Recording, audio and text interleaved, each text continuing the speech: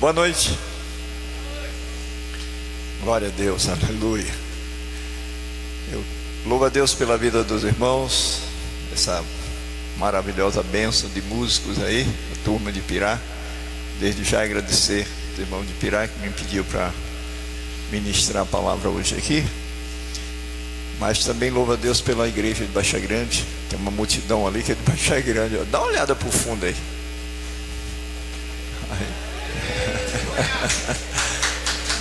Essa turma aí é de Baixa Grande. Mas eu também estou muito alegre hoje pela visita de algumas pessoas que para mim é muito importante, porque é como se fosse irmão. Nós fomos criados juntos aqui, que são os vizinhos. Um deles chegou mais cedo aqui, Carlinhos, está por aí, Carlinhos? Fica de pé, Carlinhos. É, nosso amado Carlinhos, é nosso vizinho aqui. E ele trabalhou aqui arrumando o CPP. Tinha um pedreiro aqui de Baixa Grande, cristão, e o pedreiro gostava muito de cantar, não parava de cantar. E Carlinhos estava fazendo a segunda voz com ele. Eu digo, se os dois estiverem no culto, eu boto para cantar, mas só vem Carlinhos. O outro é que não teve coragem, né? Mas tem uma outra pessoa que, na verdade, é uma família. Eu queria que, se pudesse ficar de pé, é um amigo, e para a gente é como um irmão, que a criação realmente foi junto. Estudamos juntos, naquele prédio velho que caiu ali. É nosso amado vizinho, eu chamo de Louro. Fica de pé, Louro, Tica, a família deles todos estão aqui. Você é muito bem-vindo aqui, Louro e família. Deus abençoe vocês, valeu, viu? Ok, gente. Alguns irmãos, eu lembro de umas 4 pessoas me pediram para falar sobre ceia. E na verdade já teve um estudo aqui sobre ceia e sobre a mesa. E para mim foi muito bom. Por quê? Porque eu tive o privilégio de ouvir essas coisas, que geralmente o tempo todo só eu falando dessas coisas, mas eu não fico do lado de lá sentado ouvindo. Então para mim foi bênção pura ouvir Reis, ouvir Ito, né? As ministrações dele me abençoaram bastante. Mas alguns irmãos continuaram, parece, querendo ouvir mais, né, sobre o assunto. Então eu vou falar um pouquinho disso. Esse assunto permeia todas as escrituras. E quando você pensa em ceia, eu acredito, e me chama muita atenção, eu até acho que falei aqui na hora das perguntas que estava aqui com o pessoal, que me impressiona muito a sabedoria de Jesus, e não é à toa, ele é Deus, né? Que ele concentrou todo o ensino dele, na verdade ele materializou o ensino dele. A essência do ensino de Jesus, na última noite ele transformou em matéria, uma mesa com um jantar, e ele celebra a ceia. Então é difícil você esquecer. Se você atentar, pedir graça a Deus e ficar bem ligado nessa celebração, quando você se achegar, sempre você vai aprender, né? E ali está a essência do ensino de Jesus Cristo, sobre o fundamento do ensino dele, da vida cristã. Mas mais na frente eu entro mais aí. Eu queria só lembrar com você o seguinte: nas escrituras é chamado esse ato, essa liturgia, tem um nome que os apóstolos costumavam chamar, mas no nosso tempo a gente conhece e geralmente chama pela a expressão mais conhecida dessa reunião é a Santa Ceia, não é assim?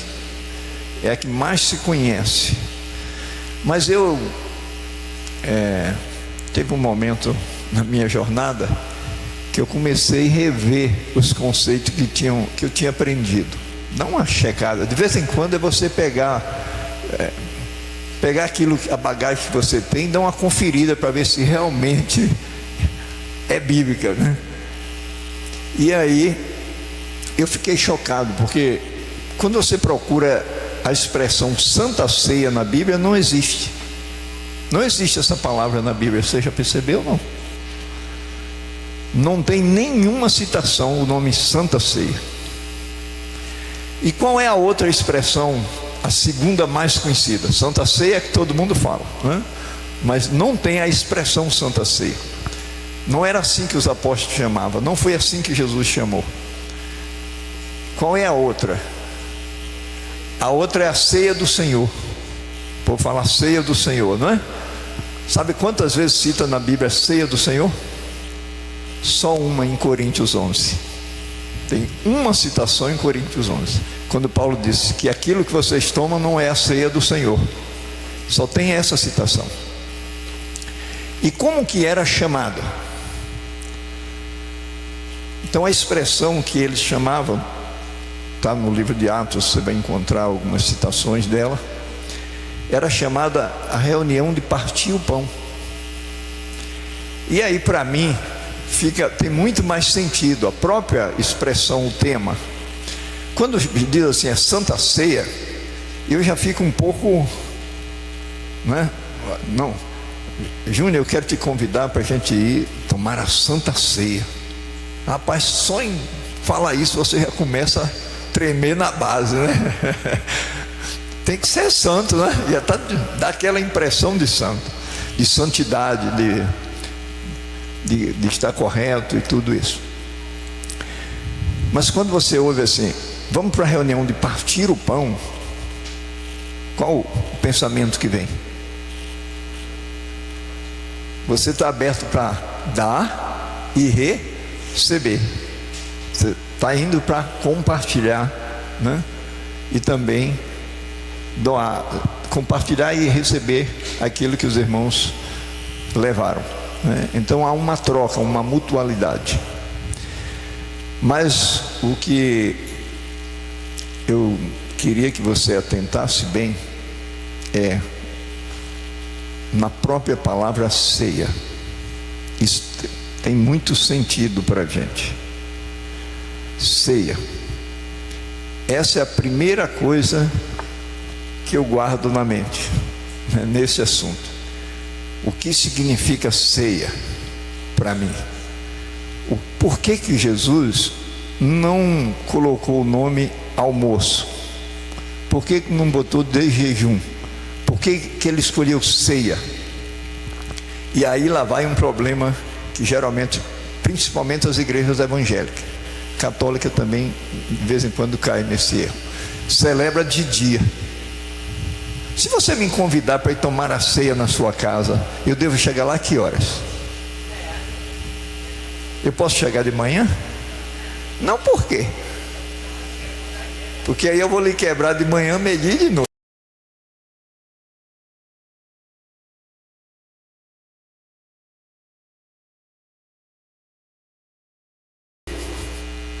Não existe ceia meio-dia ou de manhã.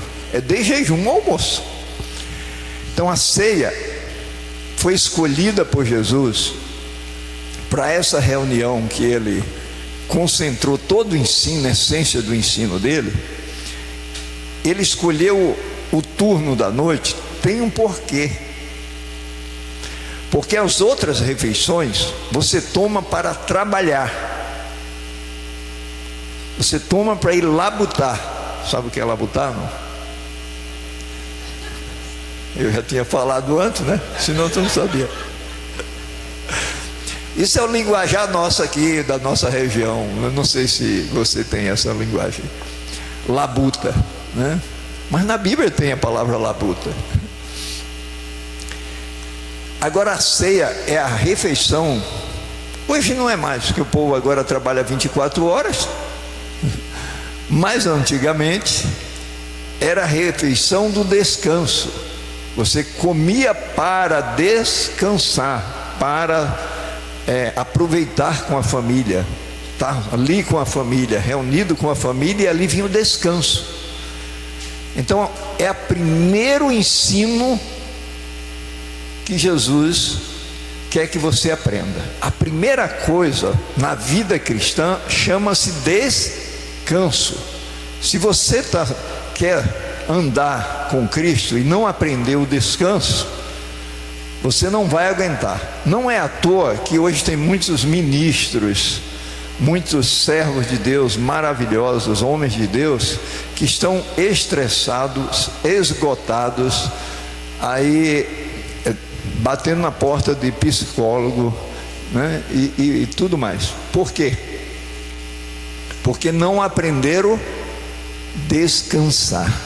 É o primeiro cristianismo, a primeira coisa que você tem que aprender é descansar. Se você não aprendeu a descansar, você não vai se dar bem no cristianismo, você vai sobrar, porque vai ficar mais pesada a sua jornada. Mas quando você aprende, entra no descanso de Cristo,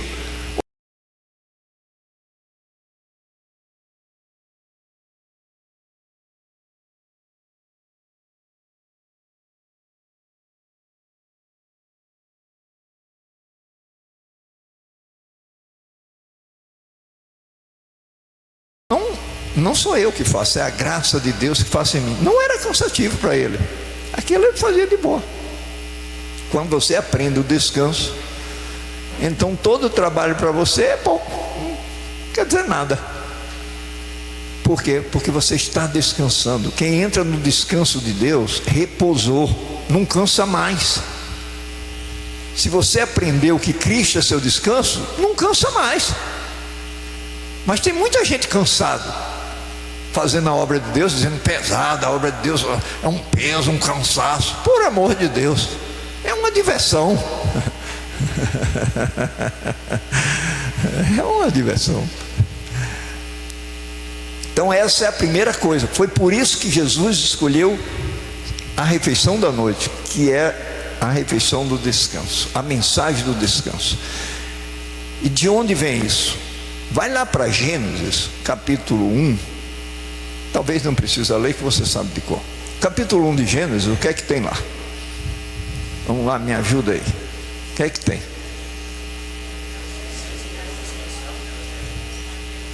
A criação. Deus criando, né? Céu, terra, animais, plantas, tudo isso, não é assim? E Deus criou tudo exceto o homem em quantos dias? Em 6. E o homem no 7º?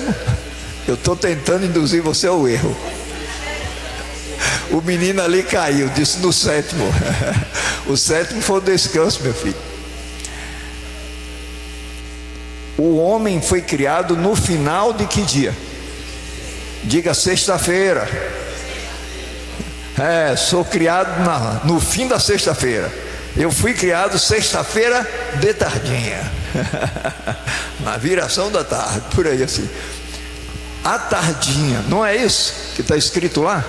O final do capítulo 1 vai falar disso.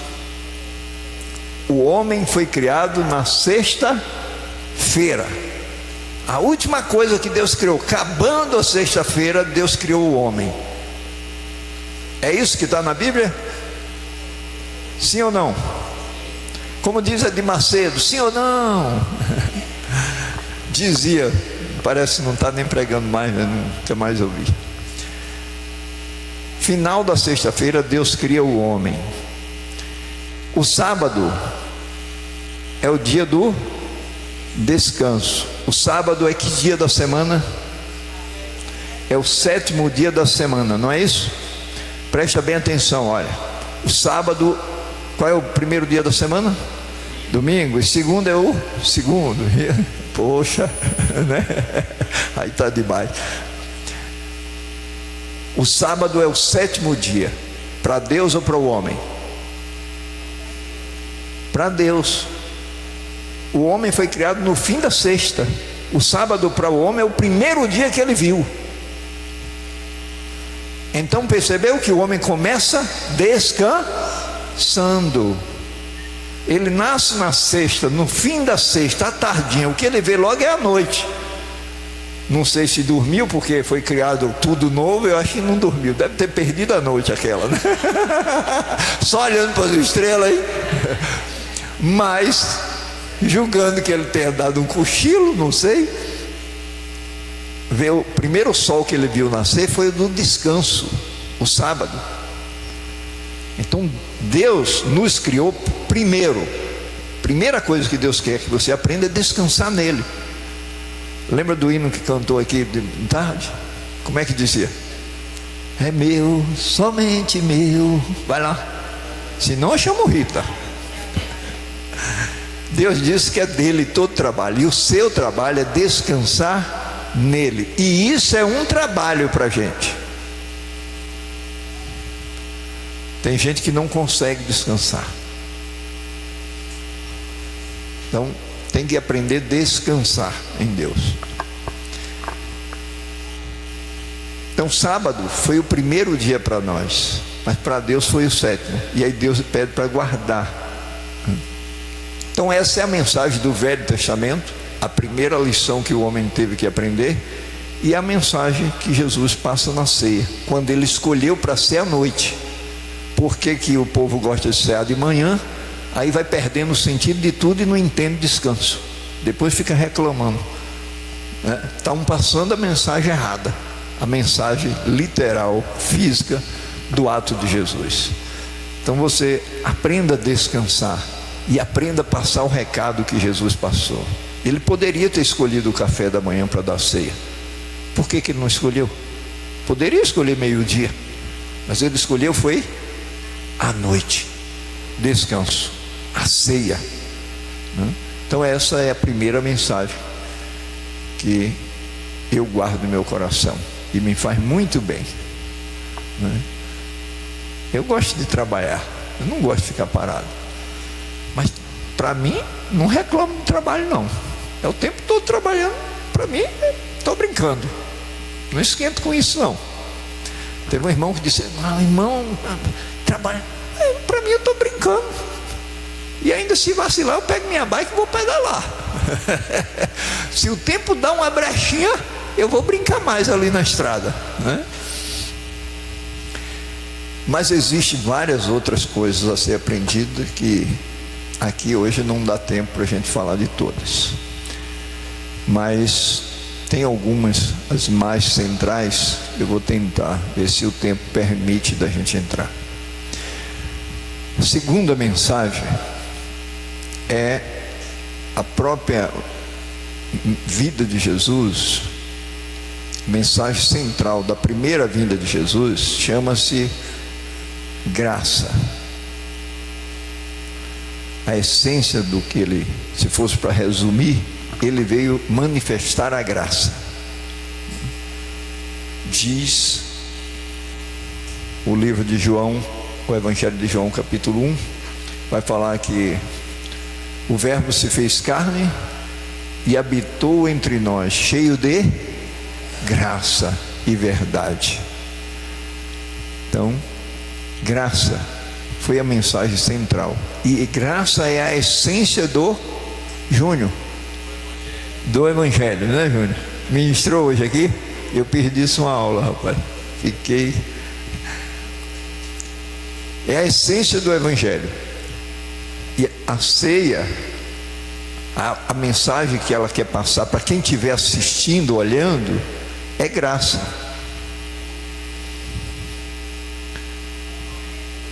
A ceia é o Evangelho para o evangélico.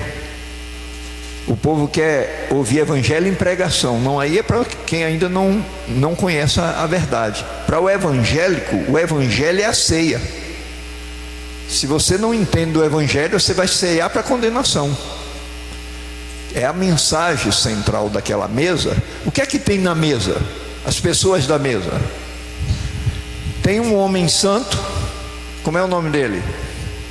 Só tem um homem santo no planeta, no universo. O filho de Maria, não é isso? Da moça, da virgem. Só este é santo. O restante, tudo pecou, é o que diz a Bíblia. Não existe um que não tenha cometido pecado. Então aquela mesa da ceia, aquela cena, tem um homem santo ali, rodeado de homens.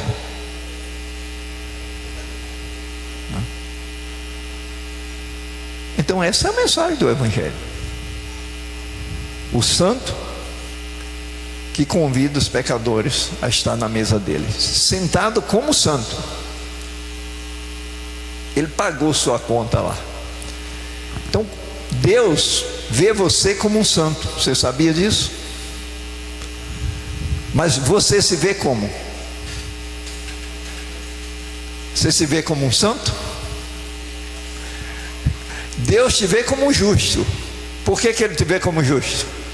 Por causa do sangue de Jesus foi derramado por você. E diz que o sangue de Jesus lhe cobre, e o sangue de Jesus é justo. Deus te vê como justo. Mas e você?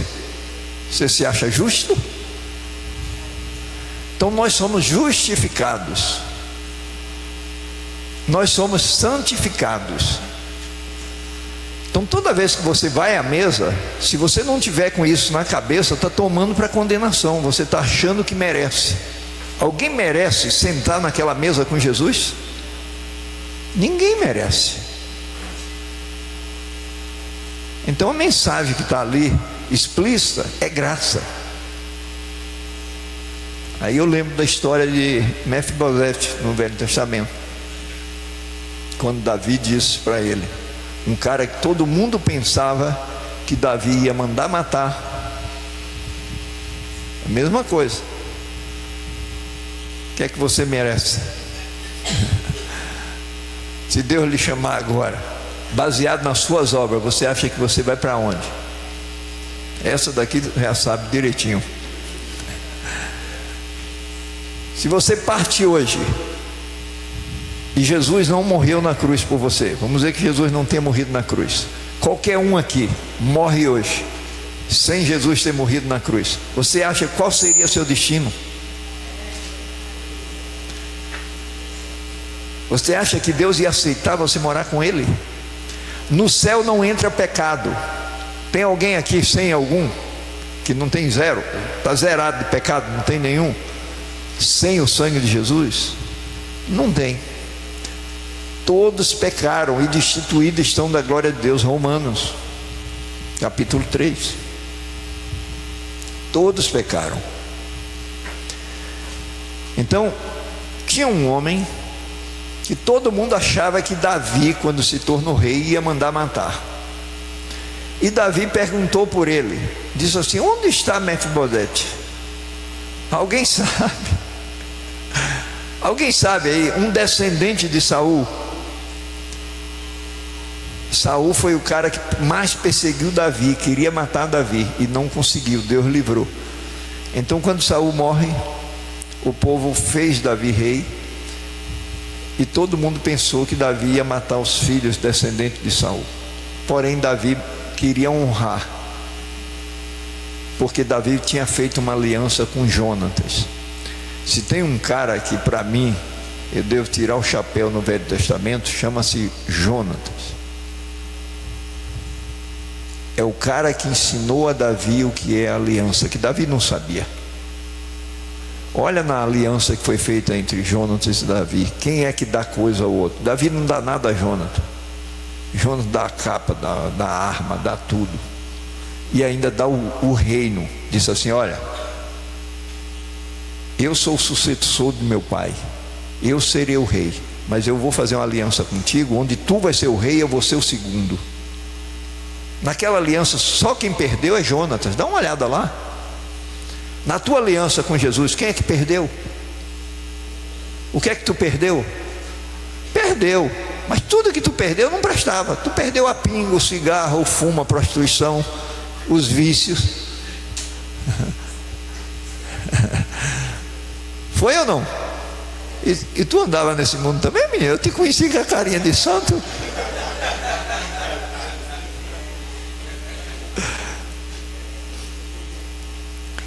Então,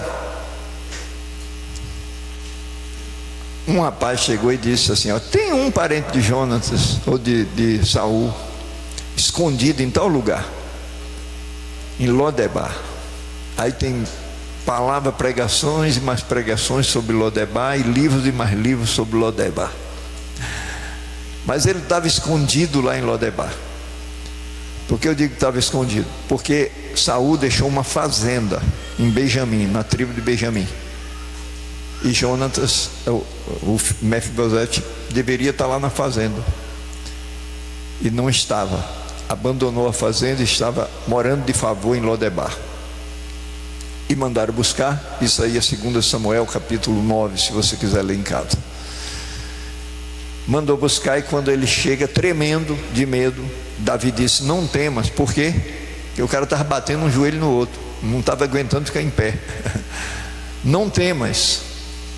E aí ele diz assim, perguntou se ele era o descendente, e ele disse: sou eu teu servo. Então Davi disse: olha, eu quero te abençoar. E abençoou ele com duas coisas. Davi abençoou ele dizendo assim: olha, você vai herdar a herança do seu pai. A fazenda de Saul, do rei, era boa ou ruim? A fazenda de um rei. Fazenda de um rei, você vai ser o dono. Mas o cara veio para ali pensando que ia ser morto, né? Ele não tinha merecimento nenhum. Então quando você vai para a ceia do Senhor, quando você vai à missa, tomar a hóstia, quando você vai para ali para a Eucaristia, você deve estar indo com esse sentimento. Se o sentimento é as suas obras, aí você está se condenando. O sentimento que você tem que ter é esse: que eu não mereço isso, eu não mereço estar ali. Então Davi disse para ele: você vai receber a fazenda do seu avô, de graça, de boa. Mas aí vai dar a segunda bênção. Qual é a segunda? A segunda é que todos os dias eu quero você comendo na minha mesa. Qual das duas é melhor? A fazenda ou comer na mesa do rei Davi? Falar assim no salão é moleza. Eu quero saber se tu jogava a fazenda fora mesmo. A fazenda de um rei você ia dispensar para ficar vivendo comendo de favor. Você é muito humilde, né? Você é muito humilde. Então vamos para nós. O que é que você acha que os cristãos gostam mais? É da fazenda ou de ir à reunião da ceia? O que é a fazenda? A fazenda é a obra. A fazenda é a labuta, é os ministérios, é o trabalho. Fazer a obra. Na fazenda é onde se trabalha. Os cristãos gostam mais de trabalhar para mostrar serviço, porque botaram na cabeça do homem, quem botou foi Satanás. O que é que ele botou? Que o seu valor está no que você faz. Aí o homem fica fazendo coisas e mais coisas para aparecer. E aí entra até o jogo da mulher. E o da mulher que é pesado. Por quê? As mulheres Deus deu o melhor trabalho à mulher. O trabalho mais importante do universo, Deus entregou à mulher. E a bendita das mulheres abandonaram para ir atrás do trabalho do homem, que é um trabalhozinho fajuto. O trabalho de Deus para a mulher na Bíblia é criar filhos. O que é que tem filho? A imagem de Deus. Tem coisa mais importante que isso? Educar um ser com a imagem de Deus. Deus confiou à mulher, e ao homem vai cortar lenha, cortar pau, fazer barco, fazer casa. Eu te pergunto: barco entra no céu? Casa entra no céu? Avião entra no céu? Foi a tarefa que Deus deu ao homem. Agora, a que deu a mulher entra no céu. Se tiver mulher para educar, não está tendo hoje, tem um monte aí que está difícil de achar gente para entrar no céu, porque as mulheres abandonou o serviço. E abandonou porque o inimigo botou na cabeça que o homem faz o trabalho mais importante. Deixa de ser tola, mulher. Ouve a palavra de Deus e volta para o teu lugar. Deus sabe o que é bom. O que é bom é criar filho, educar cidadão de bem. Aí abandonou. O que o diabo queria é que você abandonasse para ele tomar conta, como está a cidade hoje. Aí fica reclamando que é o governo. É o governo. Deus deu ao governo para criar filho. Foi mesmo. Deus chegou para o governo e disse: tu vai criar os menininhos. Foi? Foi. Deu 2 peitos ao governo para dar de mamar. Foi, não foi? Foi mesmo.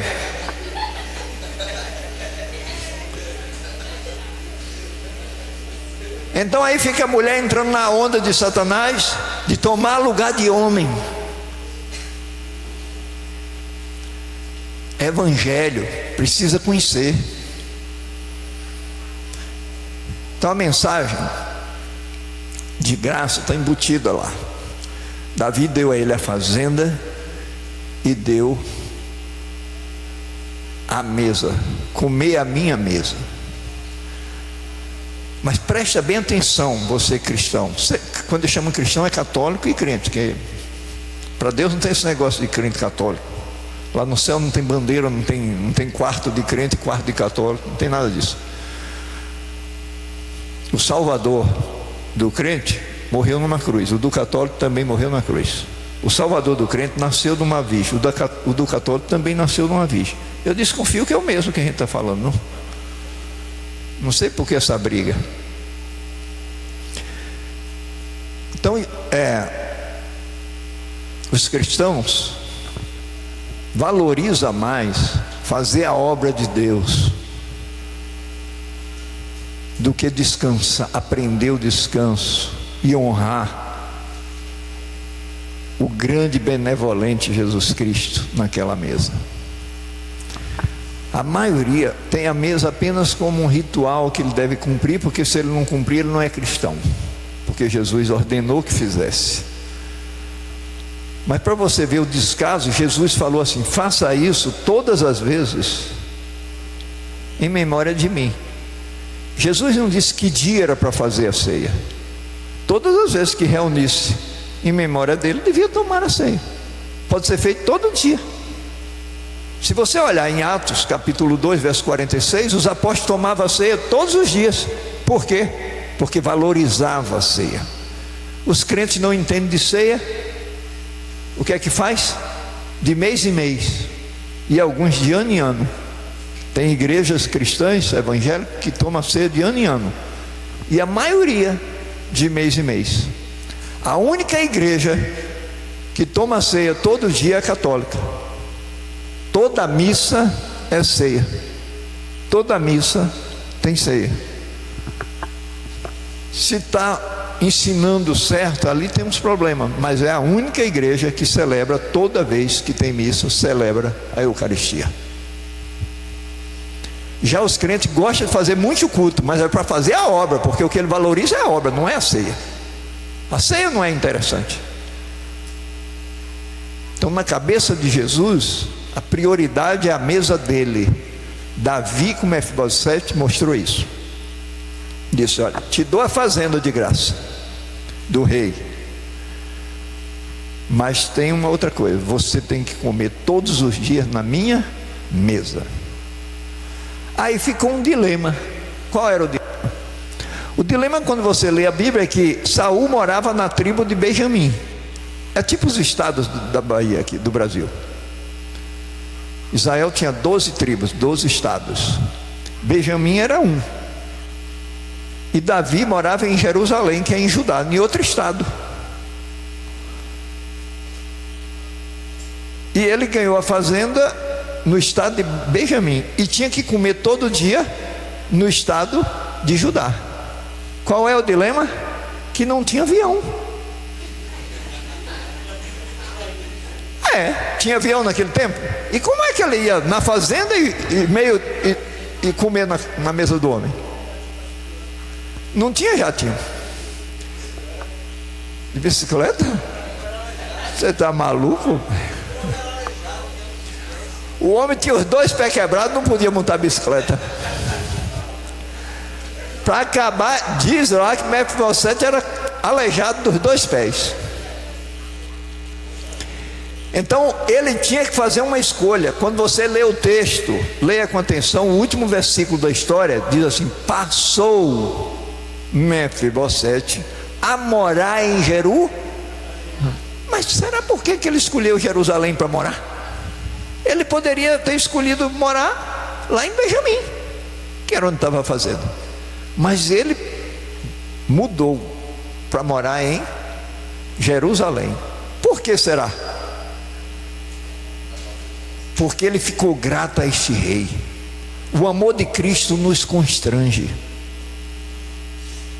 Ele ficou constrangido, disse: o rei que devia me matar, não me matou, me deu o que era meu por direito, que era fazenda, era dele por direito. e me botou na mesa dele para comer com os filhos dele. Ele ficou impactado. Você fica impactado com o que Jesus fez por você? Você conseguia se salvar?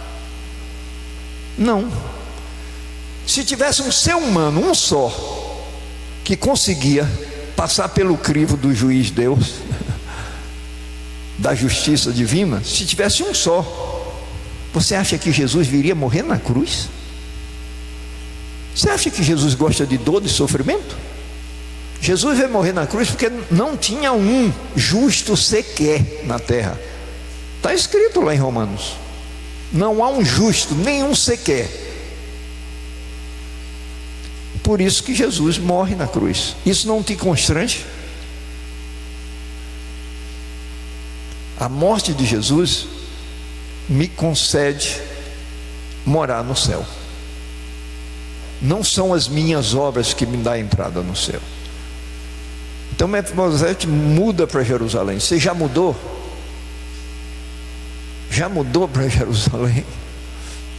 Mudar para Jerusalém é valorizar mais o que o rei fez por você do que as suas tarefas. Gente, olha para mim aí. Eu sou um cara bonito, não sou? Não é por isso que eu estou pedindo para olhar. Trabalho, presta bem atenção, trabalho nunca acaba. Não adianta se matar por trabalho, nunca acaba.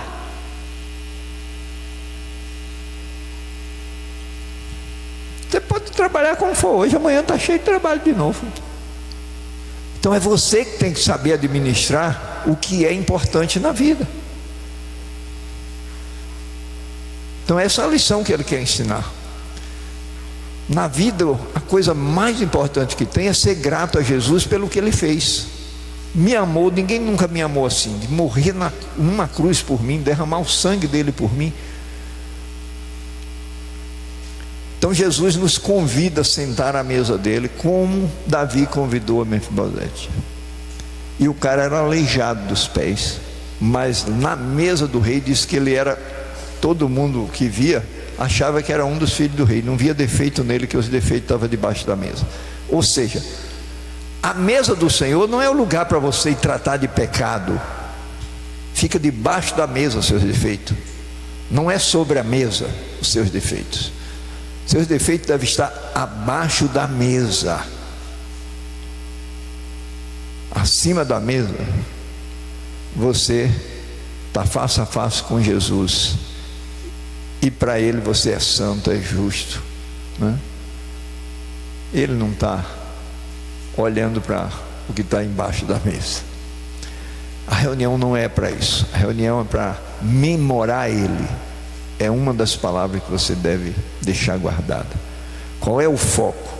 Memorar Jesus. Então a mensagem da mesa é puro evangelho.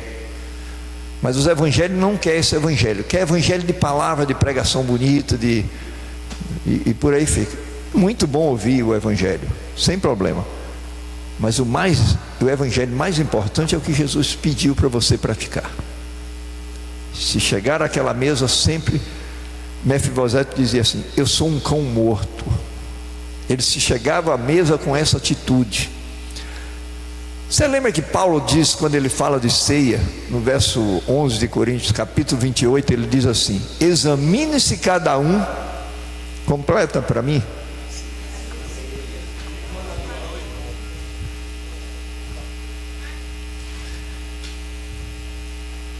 Não, eu quero eu quero uma água. Se alguém conseguiu, eu agradeço. Examine-se cada um a si mesmo, e assim coma deste pão e beba do cálice. Obrigado.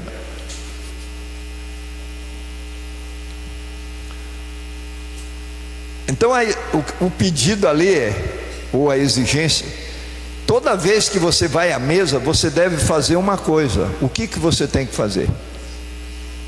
Examinar. Examinar quem? Cristo? Examinar, quem é que é para você examinar? A si mesmo. E quando você olha para si mesmo, o que é que você vê? você só vai ver as deficiências, né? Por que ele pede para você examinar a si mesmo, se a mesa, o foco não é pecado? E ele está mandando você examinar a si mesmo, parece que está apontando para pecado. Então o que é que ele quer? É que você fique focando no pecado? Não, que ele disse, examina a si mesmo e assim coma. Ele já sabe que você tem problema, que ele chega e diz assim, já julgou que você ia achar alguma coisa. Examina a si mesmo e certamente você vai achar coisa negativa e vai querer não comer. Mas aí ele diz, examina a si mesmo e assim como? Com que examinou. Examina a si mesmo e assim coma. E o que é que os cristãos fazem? Eles examinam a si mesmo, mas aí fica debaixo da condenação, não entende nada de quê? De evangelho da graça. Então está numa mesa que ele não entende nada da mesa, não devia nem estar na mesa, não sabe nada da mesa. A mensagem central da mesa é graça, e ele examina a si mesmo, e aí fica condenado e não ceia. Quando os cristãos não vão à ceia, porque você acha que foi, o que aconteceu? O que você acha que aconteceu? Se naquele dia ele fez uma obra boa, ele ajudou uma pessoa, ele atravessou um velhinho na rua. Um dia, esse daqui só anda querendo me atravessar na rua. Pensa que ganha galardão nisso não, velho. Aí se você naquele dia já acordou cantando glória a Deus, aleluia, e leu a Bíblia e não sei mais o que, e ajudou e fez um favor a outro e a outra, aí vai ter a missa, vai ter a Eucaristia, vai ter a ceia, se é evangélico. Aí você chega lá todo para cima. Examina a si mesmo. No dia que ele não está assim para cima, ele não vai para a ceia. Por quê? Porque examinou a si mesmo e ficou em condenação. Mas o que é que a Bíblia diz? Examine-se e assim coma. Ele não tem opção para não tomar, porque a ceia não depende, aquela mesa não depende das suas obras. Então para que ele mandou examinar, ué? Só para eu ficar triste? Não, é para você valorizar o dono da mesa, o ato da mesa. Ele quer que todas as vezes você lembre o que você está fazendo, que você não merece, tá? E ele te aceita. Essa é a mensagem do evangelho, é o evangelho para os evangélicos. Mas o que os evangélicos fez? Tirou a ceia, jogou para de ano em ano, porque prefere ficar ouvindo um sermão bonito do evangelho. Então a mensagem que está explícita ali é essa. Você precisa examinar para botar os pontos nos is, saber o seu lugar. Eu sou um cão morto, eu não mereço, mas esse homem é tão bom, morreu por mim na cruz. Quem sou eu para rejeitar o convite dele? Tem cristão que sabe que tem a ceia, sabe que tem a missa, tem o dia marcado, a hora marcada, e ele não vai. Por acaso Jesus te deixou esta opção? Em qual versículo? Ele disse: e tu todos os dias coma na minha mesa. Você não ir, você está desprezando o presidente do Brasil. Como é o nome dele? Lula é apelido. Luiz Inácio Lula da Silva. Lula é nome, não é apelido. Está no nome, né? Perdão, minha irmã. Então, se Lula te convida a jantar com ele amanhã, ele vai mandar um jatinho te pegar amanhã para jantar no Palácio da Alvorada. Ele mora no Palácio da Alvorada ou na Granja da Torre? Porque tem uma época que ele morava na Granja do Torto, agora está na Alvorada. Então ele te chama para comer uma picanha lá com ele. O menino aqui falou que era picanha. Amanhã ele vai mandar o jato te pegar. Aí, preste bem atenção. Aí o que você faz? Diz que não vai. O jato para aqui e você não vai. Ah, cadê ele? Não, eu fui jogar uma bola. Fui assistir o final da Copa. Se o Brasil jogar a final da Copa no dia da ceia, você vai para a ceia ou vai assistir o final da Copa? Tem uma missa no final da Copa, na hora da partida. Você vai para a missa ou vai assistir? Ou vai assistir a Copa? Então percebe? Percebe como é sério as coisas? Aí o presidente manda o avião para te pegar amanhã, no horário combinado. E para onde você foi? Não, eu não posso ir agora não, porque está passando o jogo aqui, o negócio. E eu tenho alguma coisa para fazer. Belezinha. Tudo bem, sem problema, o avião retorna. Beleza. Mas tu acha que ele vai mandar de novo?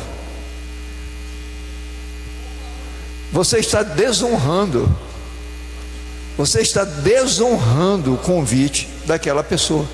Então Jesus, que te salvou, que te tirou do inferno, te convida à mesa dele, e você sabe que tem a ceia na casa do pastor Erivelto,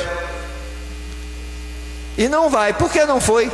Porque teve algum eventozinho da família, um aniversário do menino. Uai, que hora é a ceia, pastor Erivelto? Lá de manhã.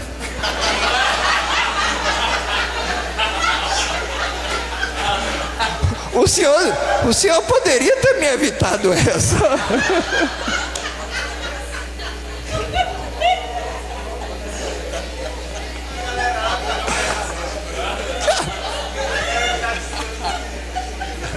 Você devia dizer assim: num tudo por tudo.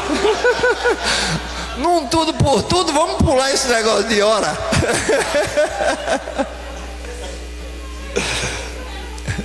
Mas é o horário ali. Qual horário ali? 10 horas. Oh, meu Deus do céu. Faz o aniversário do menino 3 horas. Por que marca para 10? No mesmo horário. Tem tanta hora no dia, você marca o compromisso no horário que está escalado para a ceia. Interessante. E a turma nova? Um joguinho de bola. Gente, existe alguma coisa mais importante do que esta? Do convite do homem que te salvou. O cara morreu na cruz por você. Ah, mas é porque ceia tem um bando. Mas você está mostrando o seu descaso. Você está desonrando ele. Tá? Então, ali, nós devemos ter clareza na mensagem do Evangelho. Para você não ficar sem ir, ou mesmo indo, não é confiando nas suas obras. Ele pede: se examine, mas examine para comer, porque ele quer que você não coma de todo jeito, assim. Não é qualquer coisa que você está comendo nem tomando. Ele quer que você faça em memória dele, valorizando o ato dele, entendendo a graça dele. Então por isso ele diz: bota o pinguinho no i antes de comer. Qual é o pinguinho? É examinar para você saber seu lugar. Qual era o seu lugar? No inferno. E onde você está? Na mesa do rei. O rei é de onde? Do céu. Então bota o pingo no i. Quem merece o quê? Então você deve tudo a ele. Tudo a ele. Então essas são as mensagens da ceia, que está embutida lá. Então julgo que as principais têm a ver com descanso e evangelho. Essas duas, que a mesa, a mensagem escancarada assim é a graça, porque é a mensagem central do Evangelho, da vida de Jesus quando veio aqui. Mas tem muitas outras coisas para se aprender lá. Cadê minha água? Já está cheia, obrigado.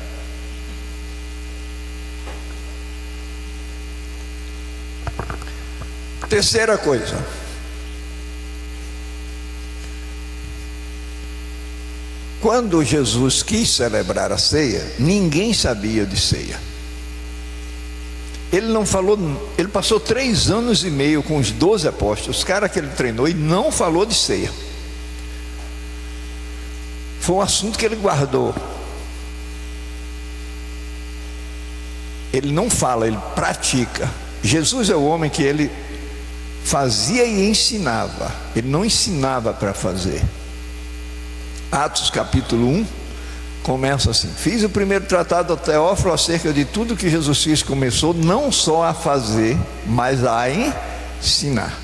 Então Jesus fazia e ensinava. Então a ceia ele não fala. Na última noite, aí ele vai fazer. Então o que ele manda é preparar antes. Ele manda preparar. Mas iam preparar a Páscoa, que era a época da Páscoa.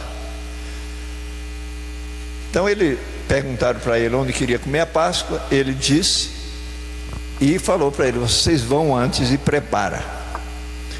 Aí o que existe nisso?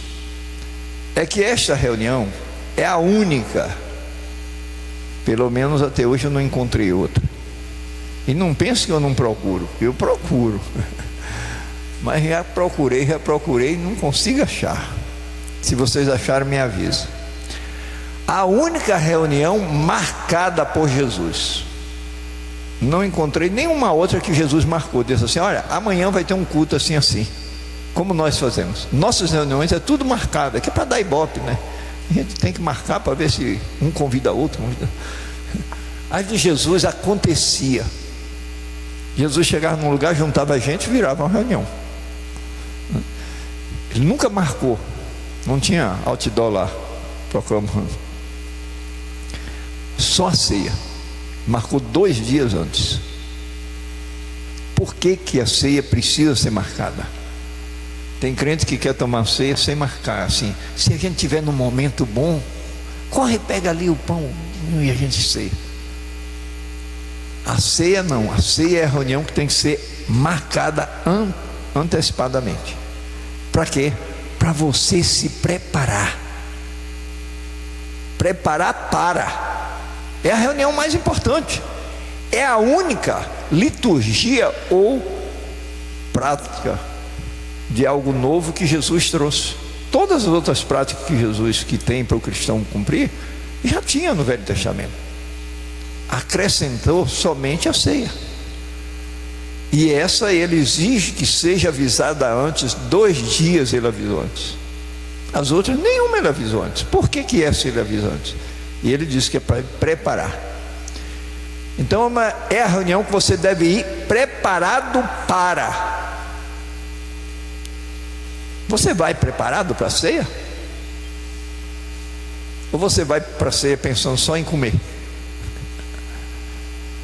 A ceia na mesa é o maior perigo que existe para nós carnais. É a maior pegadinha que Deus já fez com a gente. Então você tem que se preparar para não confundir as coisas. No Velho Testamento tem uma expressão que eu gosto. Diz que o cara, quando vai comer na casa do governador, diz assim: se você for convidado a comer na casa do governador. Tu já foi na casa do governador? Convidado? Não. Também não. Aí, se você foi convidado a comer na casa do governador, aí ele volta e diz assim: se tu és homem glutão, o que é que deve fazer? Ele diz: põe a faca na garganta. O que é que ele está dizendo com isso? Come pouco, porque se tu comer muito, o homem não te convida mais nunca. Mas o danado é governador, é rico, você vai fazer vergonha na mesa dele. Coma pouco que ele vai sair te elogiando, ele vai gostar de você. Não entendo essa cabeça de governador, sabe? Eu não entendo, mas é assim que está escrito o negócio. Bota uma faca na garganta. Agora, quem te chamou para essa ceia? Quem foi? É maior do que o governador? É o rei? É o rei dos reis. Não é só o rei de uma nação, é o rei dos reis. Quantas facas eu devo botar na garganta? Todas que eu tiver no armário.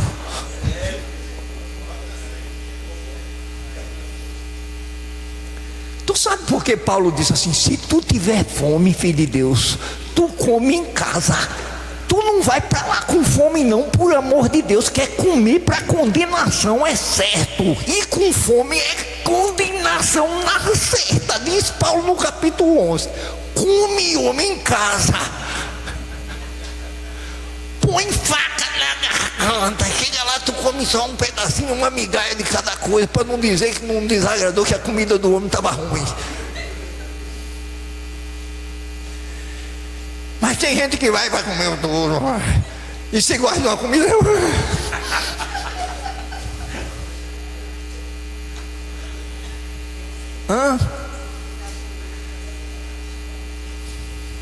Põe a faca na garganta. Você está indo para ali para quê mesmo? Para comer.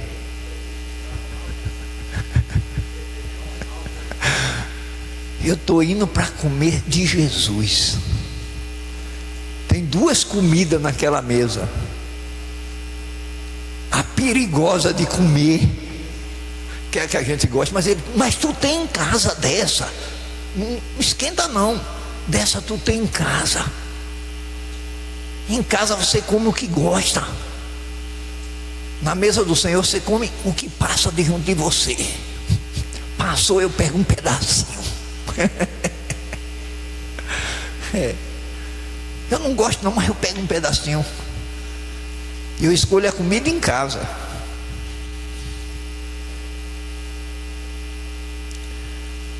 Mas tem uma outra comida.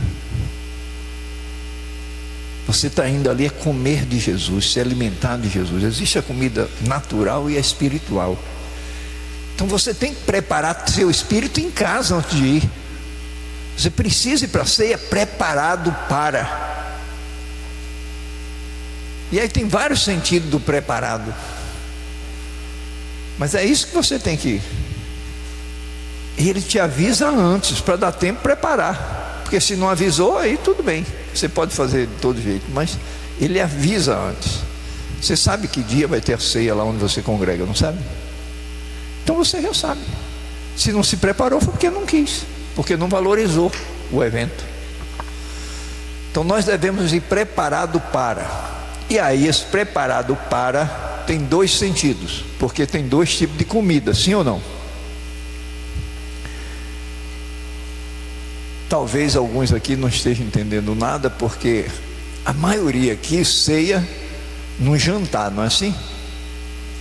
Quantas pessoas ceia numa mesa de jantar, janta juntos e depois toma do pão e do cálice? Levanta a mão para mim ter noção. A maioria. Então está entendendo porque eu estou conversando de comida? Mas tem alguns que ceia e não é jantar. Aí não está dando para entender nada, não é? Aí eu estou confundindo. Mas por que esse cara está falando tanta comida se lá não rola comida? Né? É uma das coisas que quando você vai examinar na Bíblia, a ceia da Bíblia todas eram jantar. Olha de Jesus, tinha um cordeiro assado. O que é um cordeiro assado, gente?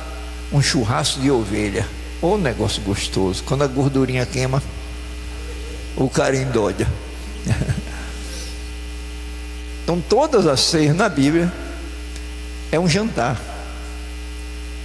Mas a igreja tirou esse jantar e trouxe para o púlpito, tá?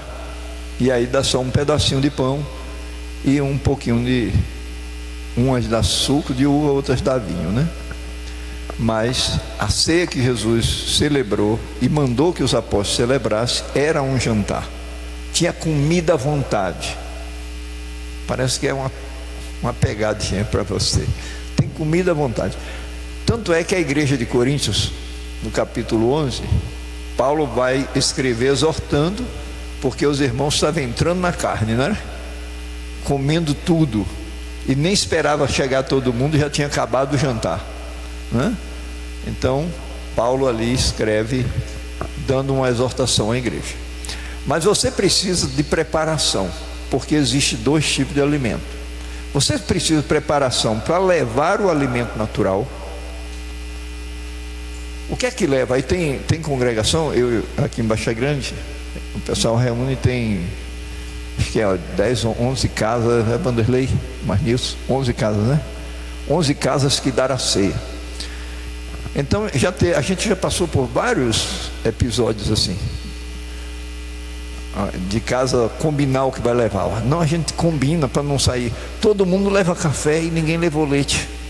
Aí a gente combina para ficar mais organizado, né?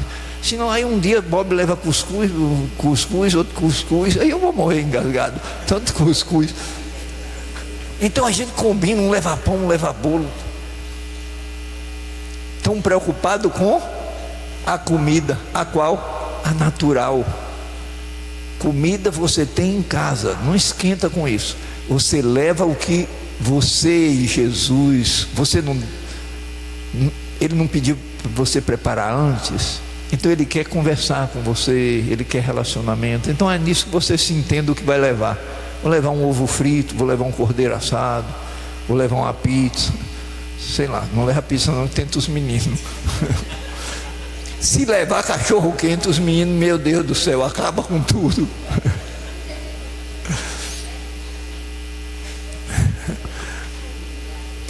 Então é necessário que você se prepare para. Eu estou levando é para Jesus. Tem gente que leva pensando no irmão. Nossa, eu não estou levando para o irmão, eu estou levando, é uma oferta para o Senhor. Eu estou indo para a mesa do Senhor. Eu quero levar esse alimento para Ele. É certo que Ele tem a boca dos irmãos para comer. Quem vai comer no lugar de Jesus é os irmãos. Então não precisa combinar, porque ninguém está esquentando com comida lá nessa mesa. O que tiver lá a gente come, porque o conselho foi que eu não estou ali para me satisfazer. Então tira isso. Geralmente as mulheres se preocupam com isso, com a organização, com um negocinho bonito, para ficar uma mesa bonita, principalmente se vai ter visita. Então essa é a primeira preparação, o que vai levar. Mas aí tem a outra preparação. Você precisa se preparar no que vai levar de alimento espiritual para a mesa, que você não deve ir só com o natural. É a mesa da troca dos pães, naturais e espirituais. Então você deve preparar com o dom que Deus te deu. Deus não te deu o dom? Então se prepare para levar para a mesa. Se prepare. Qual é o objetivo de fazê-la na mesa? O propósito com essa mesa, Paulo diz que é anunciar a Jesus, a morte de Jesus até que Ele volte. Esse é o objetivo central daquela mesa. Você vai pronto para anunciar a morte de Jesus? Testemunhar disso? Você se prepara para isso? Então a preparação é para que você esteja prontinho para isso. Só que você deve ir preparado porém, preste atenção, Ele manda você se preparar, mas o objetivo central é descansar. Então para que eu me preparar para fazer coisa lá, sendo que lá é para descansar? É o tempo todo tem duas coisinhas que fica assim para você ficar vigiando. Então você deve estar pronto mas não ativista, chegando lá na mesa, quer porque quer falar, um está falando, outro está atropelando. Espera aí, meu irmão, descansa, filho de Deus. Poxa, o que é isso? Eu vou pronto, eu devo estar aqui pronto, mas não atropelando ninguém. Se o irmão está conversando, eu estou para ouvir com o meu alimento que ele está dando. Se tiver vaga, se tiver espaço, eu falo. Se não deu espaço para mim falar, eu estou descansando, eu não tenho o que falar. Não é obrigado eu falar. Eu devo estar preparado para, mas não que eu tenha que fazer, porque se eu tenho que fazer, eu não estou descansando. Então a mensagem central é que eu devo descansar. Descansar, eu estou lá, quem sou eu para falar nessa mesa? Eu estou de boa. Mas se o rei der um sinal para mim falar, eu estou pronto, porque eu me preparei. Será ser assim que a gente trabalha? Muito crente cai na ceia de paraquedas. Um dia, é hoje a ceia. Meu Deus, hoje 15 dias diante que ele está sabendo, um mês. Ele diz, é hoje, né? Como é? Se preparou o quê? Nada. Entra mudo e sai calado. Ou fica inventando história lá para estar contando. Você precisa se preparar antes. E pronto. Mas meu trabalho é descansar. Se o mestre mandar trabalhar, mas menino trabalha igual um desvalido, mas não estou cansado porque eu estou descansando, eu estou na ordem do mestre. E quem faz na ordem do mestre não se cansa. Então essas coisinhas a gente tem que trabalhar. Outra palavrinha que Jesus fala é desejo. É a primeira que ele fala quando ele vai para a ceia. Em Lucas, a primeira coisa que ele fala quando senta na mesa é: desejei muito estar convosco. Você mede o seu desejo? Quem é do tempo que namorou, que o pai exigia que tivesse um horário marcado para ir na casa? Quem é desse tempo aí, levanta a mão. Quando namorou, tinha que ter um horário marcado para estar na casa. Tu é desse tempo? Tu tem 43 anos, tu acha que é alguma coisa? 43 anos. Minha mãe, a senhora tem quantos anos? Vou apoiar quando chegar em casa. Não pode dizer não, é brincadeira. Minha mãe não diz a idade dela a ninguém. Idade de mulher não se fala assim não, criatura. Ô gente, idade de mulher é um negócio sagrado. Ela é do tempo que namorou e para o namorado chegar na casa dela tinha hora marcada. Tem mais gente aqui? Faz aí para ver. Inaldo e Célia. Célia é namorar com Arivelto, devia ser, né? Rapaz, e aí o velho lá botou o moreno na ordem, hein? Ei, seu cabra, aqui X horas. Agora, Arivelto tinha que chegar na casa. Como era o nome do seu pai, Célia? Alcides? Eita, seu Alcides. Arivelto tinha que estar na casa de seu Alcides. Que hora? Deixa eu ir entrando aqui que eu estou gostando. Eu estou gostando. Célia está aqui, eu estou gostando. Sim, Célia, que hora era? Tome 7. Passou 9:01. Só viu o pigarro pegava o velho lá no quarto, era ele mesmo. Só viu o velho pigarro. É porque ele chupava caju, meu.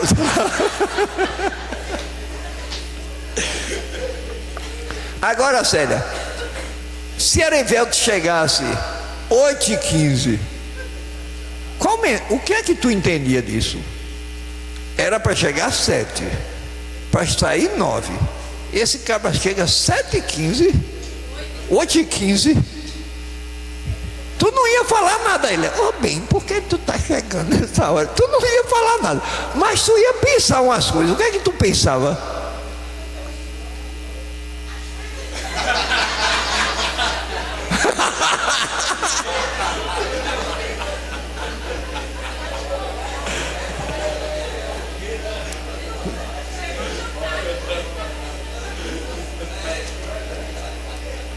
Ó, a Erivelto está mandando eu seguir minha pregação.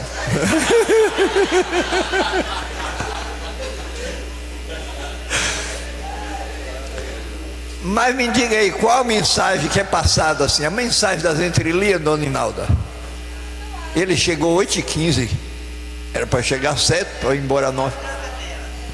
Não estava muito amando ela não, né? Eu desconfio que já tinha outra menina por aí. Ô cara, aí ó, percebe? Então essas coisas, irmãos, nós precisamos atentar. A mesa é séria, o rei é sério. Quando chama Jesus de rei, tem 2 animais que figuram Jesus na Bíblia. Tem mais de 2, mas 2 centrais. Um é um cordeiro, é o que te salvou. Mas a mesa, você considera ele o rei da mesa. Rei é leão, leão não brinca não, irmão. Tá? Então não brinque com leão não, que é fria. Se brinca com cordeiro, com leão é mais sério. Então a mesa é a mesa do rei, ou seja, é a mesa do leão, né? Então leve mais a sério. Pondera teu coração, tuas atitudes. Examina, vê se está se preparando, se está desejando. Porque ele disse isso. E que noite era aquela de Jesus? A pior noite. A pior noite do universo foi aquela. O dia que o Filho de Deus morreu numa cruz. A pior noite antes daquela foi o dia que a figura disso aconteceu. Quando o cordeiro morre lá na noite para passar o sangue no umbral da porta. Lembra? É a noite dos egípcios, do clamor egípcio, da morte dos primogênitos. Então aquela noite se cumpriu a noite de Jesus quando morre na cruz. E Jesus disse naquela noite: desejei muito estar com vocês. Paulo, quando se refere a essa ceia, em Coríntios 11, no verso 23, ele diz assim: eu recebi do Senhor que também vos entreguei. E ele poderia já ir direto no assunto, mas sabe o que ele diz? Que na noite que Jesus foi traído. Por que ele fica lembrando isso? Ele fica lembrando isso para te dizer assim: não existe desculpa para você dar para Deus para não ir na ceia, viu? Porque na noite que ele foi traído, ele foi e ainda disse que desejou muito. Agora por causa de um jogo de bola você não vai. Por causa de uma novela, o último dia capítulo da novela, não vai. Da série, não sei. A série assiste qualquer dia, qualquer hora, né? Então, irmãos, precisa seriedade, levar Deus a sério. Aí depois reclama que as bênçãos não chegam. Aí você vê crente doente, fraco, morrendo espiritualmente, e diz que isso acontece por não discernir corpo, por não saber cear. Aí fica reclamando que Deus não cura. Por que o Senhor não cura? Eu oro, não cura. Vai, tu desrespeita ele, desonra ele, zomba dele. Então nós fomos convidados, é um privilégio estar nessa mesa. Mas a gente precisa converter as nossas atitudes, os nossos desejos, centralizar Jesus, valorizar essa pessoa maravilhosa. Eu acho que eu fico por aqui, que os horários eu não sei, não estou com relógio, mas já deve estar. Já 10. Ô lento, quem é que está dirigindo aqui? É lento, está lendo? Vem para cá que eu já acabei. Existem muitas palavras, irmãos, que deve você atentar nisso, tá? Examine os textos, não são muitos. Tem os textos, em todo o fim do Evangelho vai falar da ceia. Mateus 26, Marcos 14, Lucas 22, João 13. Aí você vai encontrar a ceia de Coríntios, capítulo 10, capítulo 11. Por aí vai, tá? Deus abençoe você, mas deixa o Espírito Santo trabalhar, porque ele tem interesse em restaurar a mesa do Senhor. A mesa do Senhor é a mesa da vida de Jesus. é a mesa da vida. Ser tomado o cálice de vida, né? Então a igreja devia ser cheia de vida, cheia de saúde, porque doença não é coisa de vida, não é?